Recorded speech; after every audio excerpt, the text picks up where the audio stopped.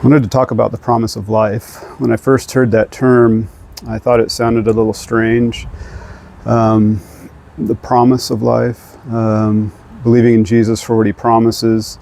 But if you look at Romans chapter 4, Paul talks about Abraham believing God, and it was accounted to him for righteousness. What does it mean that Abraham believed God? Well, Paul explains that at the end of the chapter. He says that Abraham was fully convinced that what God had promised, he's able to perform. So Abraham was persuaded or convinced that God was able to keep his promise. So John 3:16, for God so loved the world that he gave his only begotten Son, that whoever believes in him should not perish, but have everlasting life. So there Jesus promises that whoever believes in him will not perish, but will have everlasting life. That's a promise. So the significant thing I think about Jesus making that promise is that whose responsibility is it to keep that promise?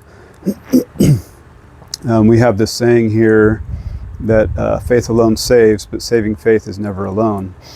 Now what they're saying is that faith without works saves, but saving faith is never without works. So they're putting it on human responsibility to either prove that you're saved or to keep your salvation. So works end up being required to go to heaven, say, when you die.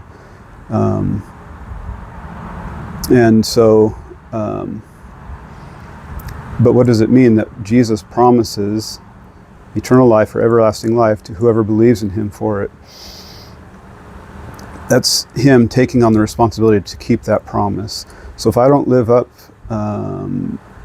to what people expect is required of a Christian to prove that they are a Christian, I still go to heaven. I still have eternal life because Jesus promised eternal life to those who simply believe in him for it. We know it's a gift.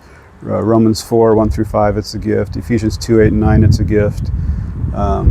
All of John is simply believe in him for eternal life. So, and that gift is promised to those who simply believe. So if I have believed in Jesus for eternal life, it doesn't matter how I live the rest of my life. It's up to Jesus to be faithful to keep his promise. If he doesn't keep that promise, then he's not faithful. I don't think any of us wants to make that claim that Jesus isn't faithful. So that's why it's important that that eternal life is a promise, the promise of eternal life made by Jesus, promised to those who simply believe in him for it. It's all about him, it's all about his faithfulness.